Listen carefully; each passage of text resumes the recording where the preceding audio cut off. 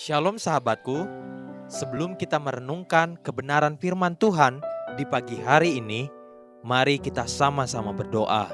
Tuhan Yesus yang baik, kami mengucap syukur dan berterima kasih untuk kebaikan Tuhan di dalam kehidupan setiap kami. Pagi hari ini, kami rindu terus belajar tentang kebenaran firman-Mu. Biar kebenaran firman-Mu yang terus menuntun kami dan mengajari kami sepanjang hari ini. Amin. Pagi hari ini, kita akan merenungkan kebenaran firman-Nya dengan tema gagal karena mencari di luar.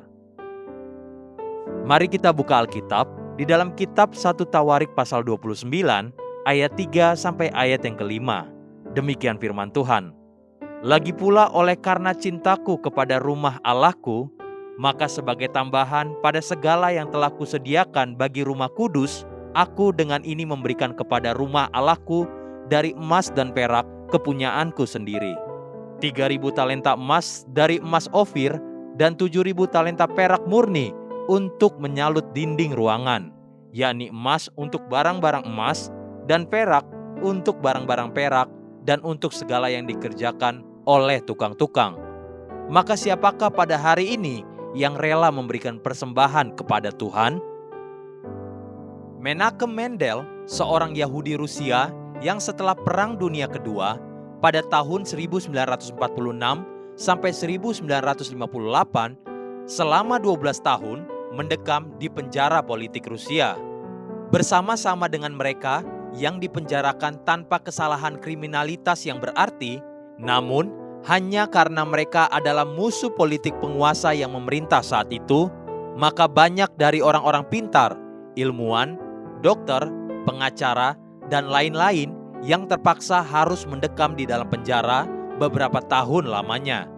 Mereka dikumpulkan dalam sebuah ruangan tersendiri, ruangan yang tidak ada lemari, tidak ada tempat duduk, semua kosong, hanya ada seperti tikar untuk tidur dan toilet umum untuk semua. Seringkali di malam hari, demi mengisi kekosongan waktu, mereka bermain kartu. Sebenarnya itu adalah sebuah pelanggaran hukum besar di penjara politik Rusia untuk bermain kartu. Dan jika tertangkap, maka mereka akan mendapat ganjaran yang sangat berat.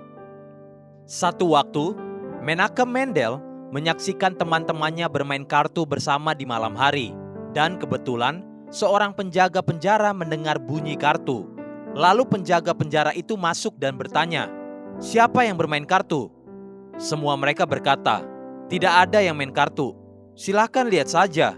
Memang setelah diperiksa sekalipun, sang penjaga tidak menemukan kartu sama sekali. Kemudian, setelah penjaga penjara itu keluar, tiba-tiba kartu itu ada lagi di tangan para narapidana.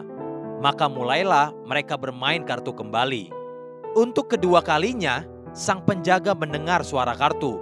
Maka langsunglah ia masuk dan menggeledah setiap sudut di dalam ruangan tersebut. Namun, tetap saja tidak ditemukan kartu-kartu itu. Dan untuk ketiga kalinya, hal yang sama terjadi. Sampai semua narapidana diperiksa. Namun pakaian narapidana tersebut memang tidak ada sakunya. Mereka hanya menggunakan seperti piyama atau baju tidur.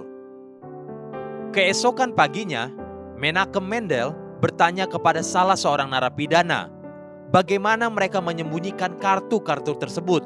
Di mana disembunyikannya?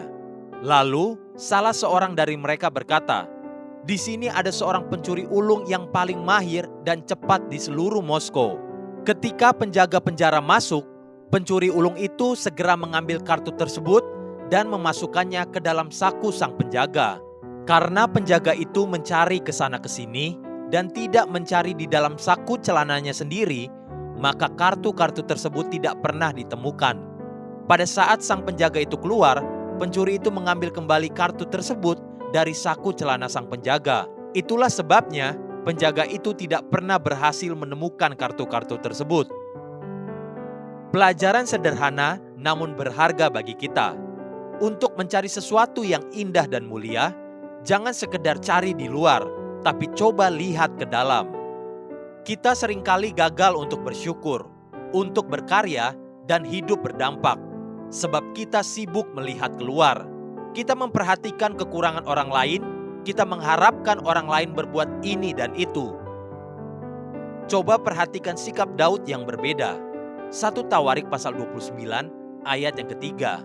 Lagi pula oleh karena cintaku kepada rumah Allahku, maka sebagai tambahan pada segala yang telah kusediakan bagi rumah kudus, aku dengan ini memberikan kepada rumah Allahku dari emas dan perak kepunyaanku sendiri, atau dari kantongku sendiri. Itulah yang diperbuat Daud. Sekalipun bukan Daud yang membangun bait Allah, tapi tabernakel Salomo itu dipersiapkan dan dibiayai oleh Daud karena cintanya akan Tuhan. Haleluya. Sahabatku, mari kita sama-sama berdoa. Terima kasih Bapa Surgawi. Ajar hatiku selalu tulus dan rela melakukan tugas-Mu. Amin. Jesus loves you and so do I.